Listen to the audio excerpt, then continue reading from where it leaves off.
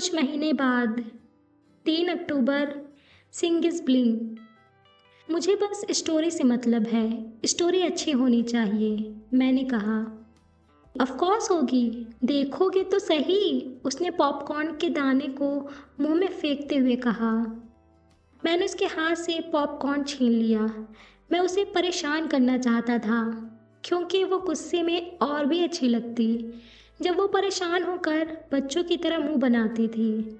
मैं और आशी मॉल में सिंगिस ब्लिंग देखने आए थे, हमारी लाइफ की पहली साथ में देखी जाने वाली मूवी। हम पहली बार साथ में बाहर घूमने आए थे। मैंने डायमंड की 2 टिकट ली, स्क्रीन के बिल्कुल सामने। मैं यहाँ अपने दोस्तों के साथ एवेंजर देखने गया था, पर जब आपके साथ एक बेहद खूबसूरत लड़की हो तो एक बॉलीवुड की रोमांटिक मूवी देखना ज़्यादा फ़ायदेमंद होता है। पर मुझे अजीब लग रहा था, मैं आशी के साथ 2 घंटे बिना बिताए कैसे रह सकता था। चलो ना आशी, बाहर चलते हैं, मैंने अपनी इच्छा जाहिर की। अगले 2 घंटे तक कहीं नहीं जाना, मेरे अच्छे की मूवी है, बहुत दिन बाद देख रही हूँ, उसने अपने होठों पर हाथ रखते हुए कहा। You know he is my favourite यार। उसने ब्लैक कलर की जीन्स और टॉप पहन रखी थी, खुले घने बालों में वो और खूबसूरत लग रही थी। मैंने गुस्से में अपने चेयर को पीछे की तरफ खींच लिया। मैं उसे अपनी नाराज़गी दिखाना चाहता था। उसने मेरी ओर देखा। क्या हुआ? कुछ नहीं, मुझे नींद आ रही। तो सो जाओ ना। उसकी नज़र वापस स्क्रीन पर जम गई। मूवी शुरू हो गई थी। उसने अक्षय की एंट्री पर जोर से तालियां बजाई। वो अक्षय के हर सीन के बाद जोर जोर से हंस रही थी। मैं बस उसे खिलखिलाता हुआ देख रहा था। मैंने ये मूवी एक दिन पहले अपने हॉस्टल में देख ली थी, क्योंकि हॉस्टल में फिल्म रिलीज होने के अगले दिन ही सबके लैपटॉप में वितरित हो जाती थी। मैं तो बस आशी से मिलने के बहाने ढूंढ रहा था। मैं उसके साथ समय बिताना चाहता था। हमारे एग्ज़ाम भी ख़त्म हो गए थे, बस प्रैक्टिकल ने हमें लटकाया था। थोड़ी देर बाद मैंने अपना हाथ आशी के हाथ पर रख दिया।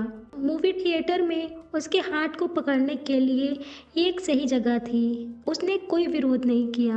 वैसे तो वो अब मेरी गर्लफ्रेंड है, मैं उससे प्यार करता हूँ और वो भी मुझसे। फिर भी उसके हाथ पर अपना हाथ रखते समय मुझे सावधानी बरतनी पड़ी। प्लीज़ चलो ना आशी, मैं बोर हो रहा हूँ। मैंने अपने चेयर को वापस उसके बराबर किया। चुप रहो और मुझे देखने दो। उसके पिंक लिप्स देखकर मुझे उसे किस करने का मन होने लगा, पर बिना परमिशन के ये मैं गुस्ताखी करने की ज़रूरत नहीं कर सकता था। ओके फाइन, तुम देखो। मैंने गुस्से में अपना हाथ उसके हाथ से हटा लिया और अपनी चेयर को वापस पीछे ढकेला। आखिरकार वो मेरी तरफ पलटी। शायद इस बार मैं उसे अपना गुस्सा दिखाने में सफल रहा। वो मुझे देखने लगी। क्या हुआ? मैंने नज़रें फेर ली। उसने अपना चेहरा मेरे नज़दीक किया, इतना नज़दीक कि उसके पूरे बाल मेरे चेहरे पर आ गए। मैं बस उसकी आंखों को देख पाया। उसने अपने गुलाबी होठ मेरे होठ पर रख दिए। मेरे पूरे शरीर में जैसे बिजली दौड़ गई। मेरी आंखें बंद हो गई। उसके गर्म होठ के छूने से मेरा नकली गुस्सा पल भर में गायब हो गया। अब ठीक है, उसने मुस्कुराते हुए कहा। ये मेरी लाइफ का पहला किस था, चंद सेकंड का, शायद सेकंड के 10वें हिस्से के बराबर। उसके नर्म होठ मेरे होठ से मिलने के कारण मेरे होठ ने कुछ भी बोलने से इनकार कर दिया। मेरा पहला किस, जो शायद अक्षय कुमार की वजह से संभव हुआ। लड़कियां अपना मतलब निकालने के लिए कुछ भी कर सकती हैं, फिर चाहे उन्हें किस ही क्यों न करना पड़े। तुम्हें क्या लगता है मैं अभी भी गुस्सा हूँ? मैंने मन में दूसरे किस की इच्छा को जाहिर करते हुए कहा। उसने गुस्से भरी नज़रों से मुझे देखा और फिर वापस मूवी में व्यस्त हो गई। मूवी खत्म होने के बाद मुझे चुपचाप अपनी जगह पर बैठना था, पर अगर आपके साथ आपका कोई ख़ास हो तो आप कुछ घंटे क्या सालों बैठकर बिता सकते हैं। मूवी के बाद हम बाहर आए। अधिकांश लोग कपल होने के बाद केएफसी, मैकडी ऐसी ही विदेशी जगह पर जाते हैं, पर जब हम सिंगल होते हैं तो संकटा दास के बाटी चोखा भी मन मोह लेते हैं। वहाँ हमने बहुत सारी बातें की। उसने एफबी पर पहली बार अपना स्टेटस डाला, इन अ लवली रिलेशनशिप। उसने अपनी फ्रेंड लिस्ट मुझे दिखाई, किस लड़की से मुझे बात करनी और किस लड़की से दूर रहना उसने मुझे सब समझाया। उसने खुद ही कई महीनों से पड़े एफबी पर मेरे स्टेटस को भी चेंज किया और मेरे फ्रेंड लिस्ट की जांच पड़ताल करने लगी, पर मुझे उससे कुछ भी नहीं छुपाना था। अगर आप एक लॉयल व्यक्ति हैं तो आपको किसी से कुछ छुपाने की ज़रूरत नहीं है, क्योंकि सच किसी भी रिलेशन की एक मजबूत कड़ी होती है। और आशी के सिवाय मेरा कोई सच नहीं था। मैंने काव्या के बारे में उसे सब सच बता दिया।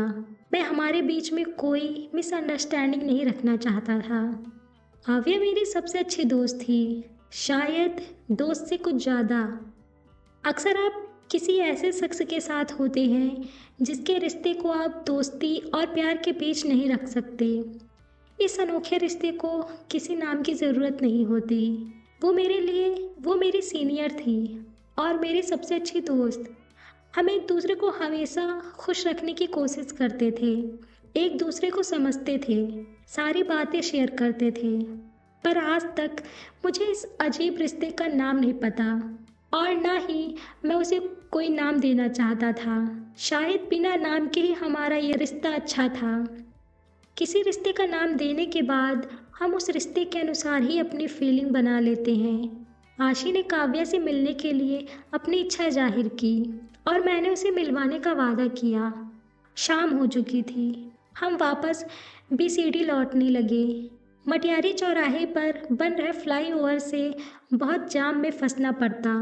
धूल और धुएं से सब परेशान हो जाते, पर यह थकाऊ रास्ता मुझे सबसे ज़्यादा पसंद था, क्योंकि इतने टाइम में आशी धूल से बचने के लिए मेरी बाहों में खुद को छुपा लेती। तो फाइनली मेरी लाइफ ने यू टर्न ले लिया। महादेव ने सब कुछ सही कर दिया। आशी, जिसे मैं बेइंतहा प्यार करता हूँ, वो मेरे साथ है, वो मेरी हो चुकी है। अब हम साथ घूमते, एक दूसरे से हर बात शेयर करने लगे। हमने एक दूसरे को कभी न छोड़ने का वादा भी किया। मैं उसके साथ ऐसे ही चलना चाहता था, एक एक दिन, हर दिन। मेरा पहला प्यार मुझे मिल गया। कौन कहता है कि पहला प्यार नहीं मिलता?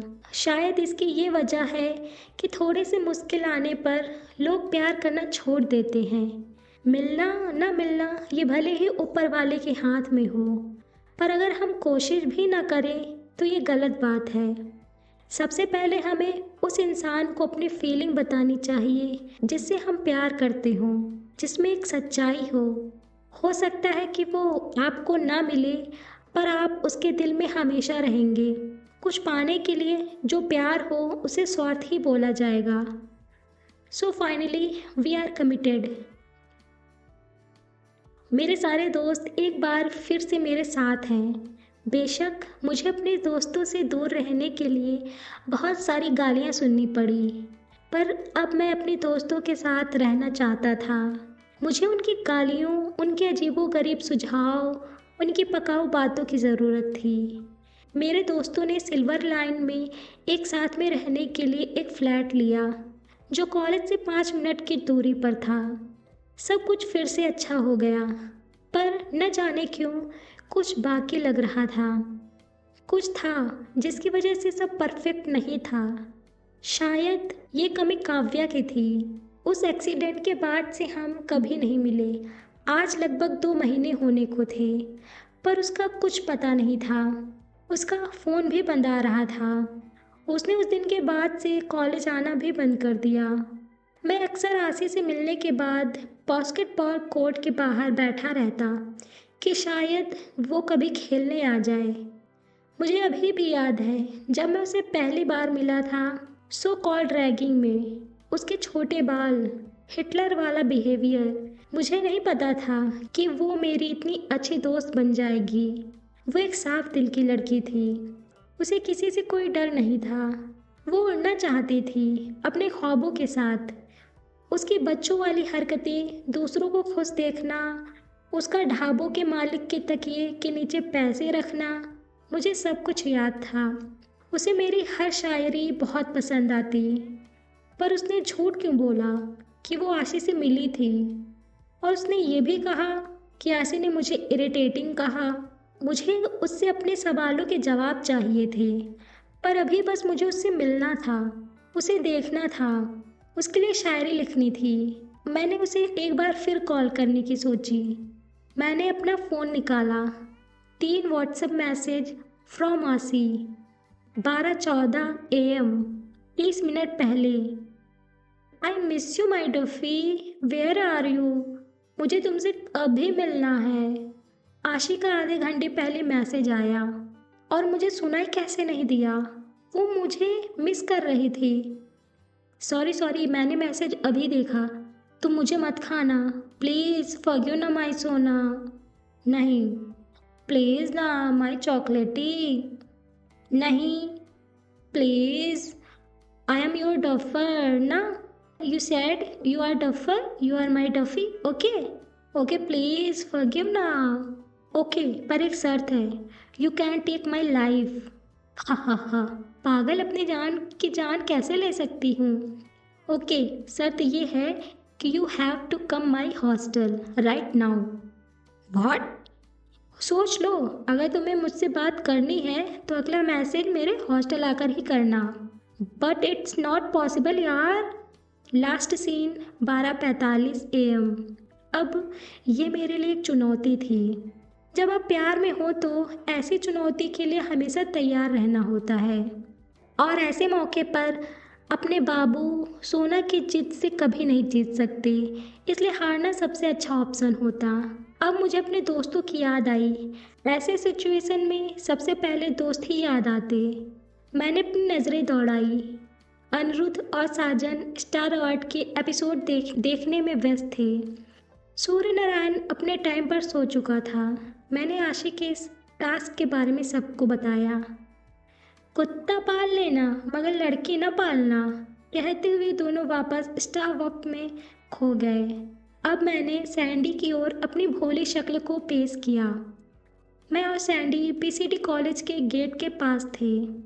मेरा लव मिशन शुरू हो गया था और इस मिशन में मेरे पास बस एक ही ऑप्शन था, अपनी राजकुमारी का दिल जीतना। गेट पर 2 गार्ड इतने मुस्तैदी से पहरा दे रहे थे मानो वो भारत पाकिस्तान के बॉर्डर पर हो। वो गेट कैंपस में घुसने की इकलौती जगह थी जिसे मुझे किसी तरह पार करना था। रात के 1 बजने वाले थे। एक गार्ड अपनी नींद के आगोश में था और दूसरा चेयर पर बैठे आसमान में तारे गिन रहा था। हम दोनों को देखकर वो हरकत में आ गया। कौन है वहाँ? वो चिल्लाया। मुझे कोई आइडिया नहीं था मैं उससे क्या बोलने वाला हूँ। भैया, हम इसी कॉलेज में पढ़ते हैं, सैंडी ने उसका उत्तर दिया। हाँ तो? कॉलेज सुबह खुलता है, उसने कहा।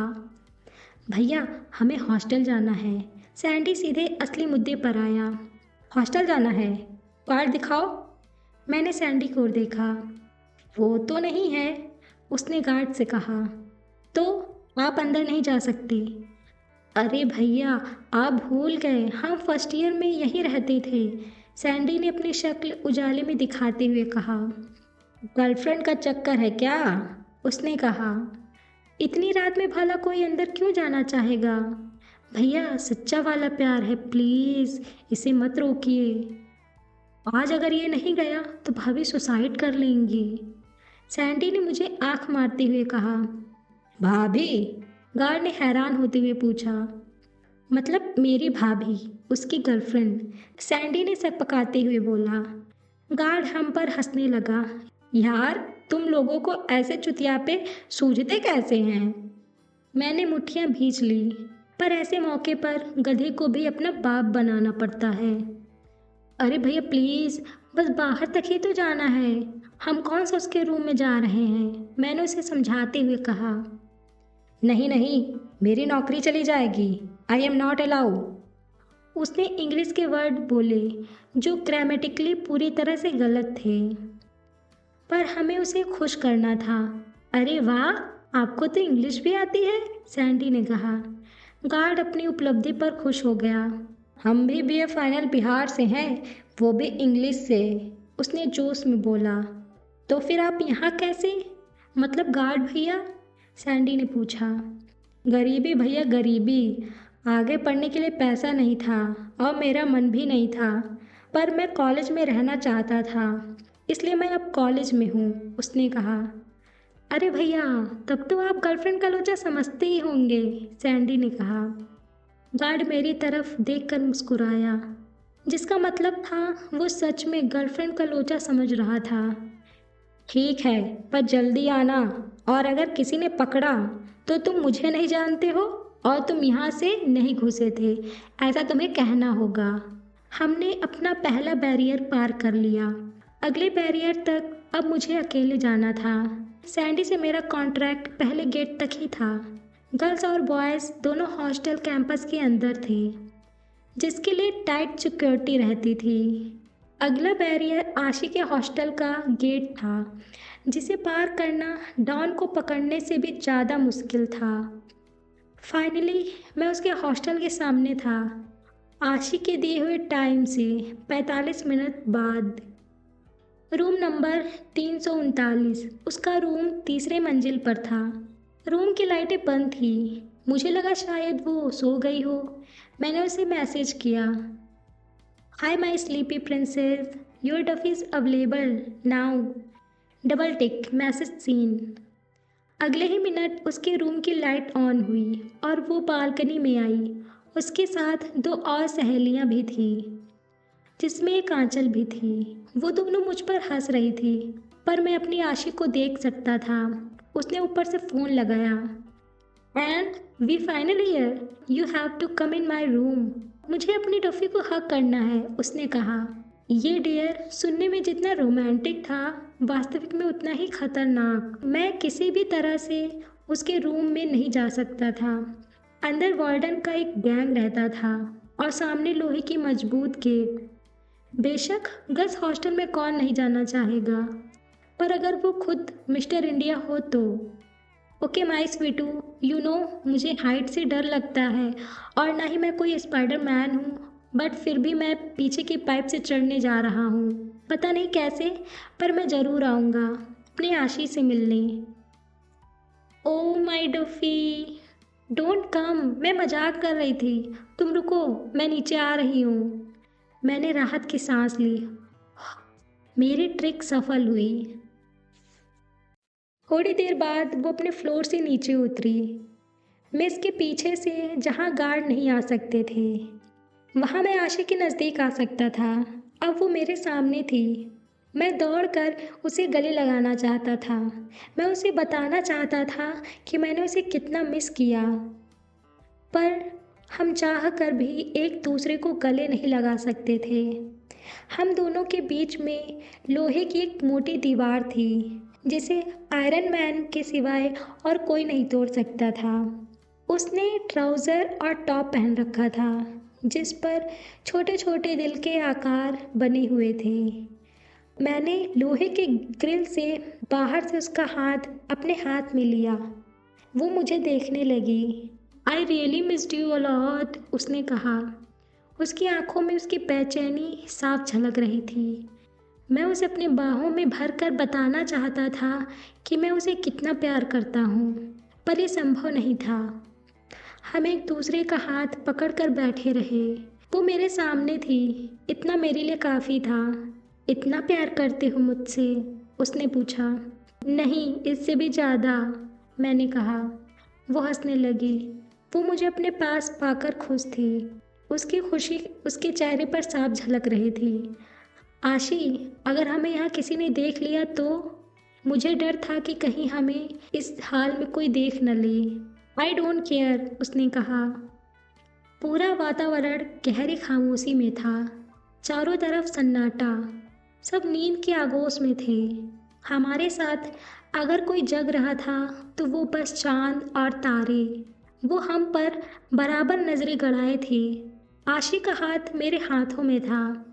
उसके लंबे नाखून मेरे हाथों को खुरेद रहे थे, पर शायद उसे अच्छा लग रहा था। मैं बस उसकी आंखों में देखे जा रहा था। इन तारों की रोशनी से ज़्यादा चमक उसकी आंखों में थी। आई एम सॉरी, मेरी वजह से तुम्हें इतनी प्रॉब्लम हुई, उसने धीरे से कहा। मेरी यहाँ से कुछ बोले और मैं ना करूँ, ऐसा हो सकता है क्या? मैंने उसे स्पेशल महसूस कराते हुए कहा। आशी, मैंने कहा, I love you. I know, but I love you more. I love you power. I love you power 100। I love you power infinite, मैंने कहा। मुझे नहीं पता, बस आई लव यू सबसे ज़्यादा। Now I win, no more discussion. शायद उसका मेरे लिए प्यार इन्फिनाइट से भी ज़्यादा था। इस प्यार का कोई मेजरमेंट नहीं होता। इसे किसी भी उपकरण से मापा नहीं जा सकता। इसे तो बस महसूस किया जा सकता है। मेरा प्यार आशी के लिए इतना था कि मैं उस शब्दों से बयान नहीं कर सकता था, और वो भी मुझसे उतना ही प्यार करती थी जितना कि मैं। अक्सर हमारे उम्र के प्यार को लोग बचपना करार देते हैं। लोगों को लगता है ये बस एक आकर्षण मात्र ही है, पर शायद इसका सही जवाब एक सच्चा प्यार करने वाला ही दे सकता है। एक प्यार ही तो है जो जाति धर्म अमीर गरीबी नहीं देखता। न जाने क्यों कब और कैसे कोई अच्छा लगने लगता है। उसकी बुराइयों में भी हमें अच्छाइयाँ नज़र आने लगती हैं, और उसे पाना कभी कभी हमारी जिद बन जाती है। हो सकता है हमारे प्यार को भी हमारे जैसे देखने वाले अलग अलग जातीय सोच के लोग के सामने अपनी परीक्षा देनी पड़े। हम तो तैयार ही हैं, पर शायद वो सुनना नहीं चाहते, और इसी अड़ियल सोच के कारण हमारा समाज दूसरों की खुशियों में हस्तक्षेप करता रहता है। क्या इस समाज के कारण मैं आशी को छोड़ सकता हूँ? कभी नहीं। मैंने आशी की ओर देखा। शायद वो भी इस बात को समझती थी, पर अभी के लिए उसकी दुनिया मेरे हाथों में सिमटी थी, और मैं अपनी दुनिया उसकी आंखों में देख रहा था। मुझे कुछ भी नहीं दिखाई दे रहा था सिवाय उसकी गोल चमकीली आंखों, उसके गुलाबी इंद्रधनुष होठ और उसके मखमली पलकों के। आशी, मैंने एक गहरी खामोशी के बाद कहा। उसने कहा। आशी, मुझे छोड़कर कभी मत जाना, मैं तुम्हारे बिना नहीं जी पाऊंगा। मैंने उसकी आंखों में झांकते हुए बोला। उसकी आंखों में आंसू भर गए। वो रोने लगी। उसने मेरे हाथ को किस किया। कभी नहीं, मरते दम तक नहीं। और हाँ, अगर तुमने कभी मुझे छोड़ने की सोची भी ना, तो मैं जान ले लूँगी। ये हाथ मैं कभी नहीं छोड़ूंगा। You are my reality, you are my dream, you are my fashion and you are my cream. I want nothing, just want to live in your dream. वाह वाह शायर साहब, उसके आंसू भरे चेहरे पर खुशी दौड़ गई। तुमको पता है, मैंने सबको बताया है मेरा अनंत शायर है, और सबने अपने लिए लिखने को बोला है। और सुनाओ ना प्लीज़, उसने मेरे हाथ को हिलाते हुए कहा। मुझे नहीं पता था कि मैं शायरी कैसे लिखने लगा। ये लखनऊ की अदायगी की वजह से था, या शायद आशी के प्यार की वजह से। अक्सर जब लोग प्यार और दर्द में होते हैं तो उनके अंदर का छुपा शायर बाहर आ जाता, और मेरे साथ तो ये दोनों ही हो चुका था। सुनाओ ना आनंद, उसने जिद करते हुए कहा। मैंने उसकी ओर देखा। मेरे सारे शब्द तुम्हारे हैं, मेरे सारे ख्वाब तुम्हारे हैं। ये छोटी सी शायरी तो कुछ भी नहीं, ये छोटी सी जान तो कुछ भी नहीं। इस जान में बसी रूह भी बस तुम्हारी है। मैंने एक और शेर बनाया। Wow, I love you. वो एक बार फिर से रोने लगी। अब मैं तुम्हें शायरी कभी नहीं सुनाऊंगा, मैंने गुस्सा दिखाते हुए कहा। पर क्यों? मेरी वजह से मेरी आशी कैसे रो सकती है? भाग पागल, ये तो प्यार के आंसू हैं। तो क्या, मैं फिर भी तुम्हें कभी नहीं रोने दूंगा, चाहे कुछ भी हो, मैंने कहा। इतना प्यार करते हो? नहीं, इससे भी ज़्यादा, मैंने कहा। वो हंसने लगी। हमें ऐसे बैठे हुए 2 घंटे से ज़्यादा बीत चुके थे। मैंने 5वीं बार साजन के फ़ोन को डिस्कनेक्ट किया। अगली बार साजन का मैसेज आया, एक एडल्ट जोक। मैंने किसी तरह हंसी को दबाए रखा। क्या हुआ? आशी ने पूछा। कुछ नहीं। आशी फिर अपने लंबे धारदार नाखून से मेरे हाथ को रेतने लगी। आशी, आशी, मैंने धीरे से कहा। अब बहुत हुआ। आशी आशी क्या, तुम्हें और कोई नाम नहीं मिलता है? आशी तो बचपन से सब बुलाते आ रहे हैं। तुमने अभी तक मुझे कोई स्पेशल नाम नहीं दिया। उसने पहली बार मेरा हाथ छोड़ा। मैंने वापस उसका हाथ पकड़ लिया। You know, you are my everything, my life, my eyes, my nose, my lips, my heart, everything. मैं उससे आगे नहीं बढ़ना चाहता था। उसने अभी भी बच्चों की तरह मुंह बनाया हुआ था। वो अपने लिए मुझसे एक स्पेशल नाम सुनना चाहती थी। ओके, आज से हर दिन मैं तुम्हें अलग अलग नाम से बुलाऊंगा, पक्का? उसने दांत दिखाते हुए कहा। तो आज कौन सा नाम है मेरा? आज तो बस तुम्हारा हाथ ही है मेरे पास। तो आज के लिए माई हैंड, मैंने कहा। वो हंसने लगी। उसने मेरे हाथों पर फिर एक प्यारा चुंबन किया। हम इतने पास होकर भी दूर थे, बस इस लोहे की दीवार के कारण। हेलो माई हैंड, पीछे से किसी ने दबी आवाज़ में पुकारा। ये आंचल थी। वो पीछे से हमारी बातें छिपकर सुन रही थी।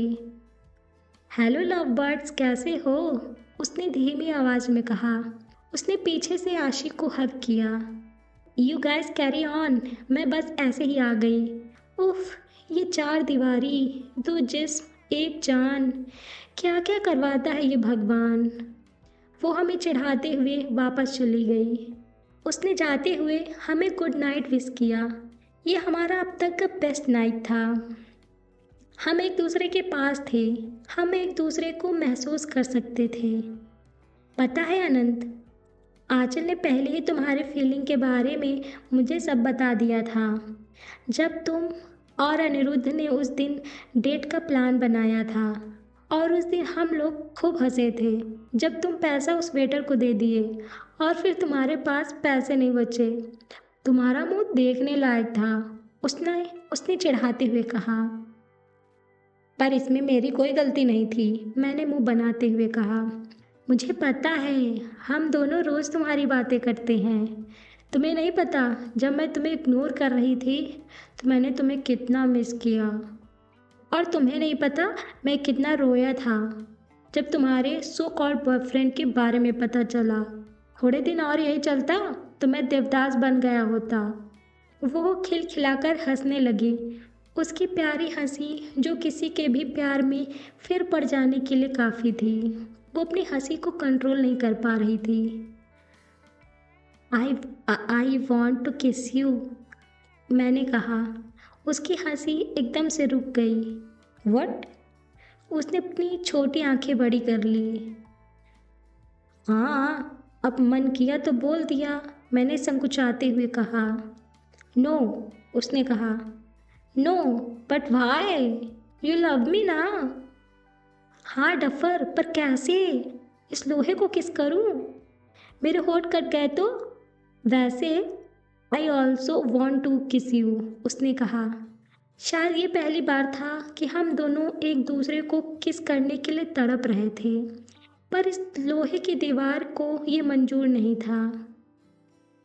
यू नो, हमारा पहला किस स्पेशल होना चाहिए, उसने कहा। पहला किस? और क्या? तो वो उस दिन थिएटर में क्या था? वो हंसने लगी। वो तो तुम्हें शांत करने के लिए था, उसने मुझे आंख मारते हुए कहा। हम सुबह के 4 बजे तक बातें करते रहे। हमारे हाथ एक पल के लिए भी अलग नहीं हुए। हमने बहुत सारी बातें की, पढ़ाई को लेकर, फ्यूचर को लेकर, हमारे बच्चों को लेकर। अभी हम प्यार के पहले स्टेप पर भी नहीं पहुंचे थे और उसने बच्चों के नाम तक सोचना शुरू कर दिया।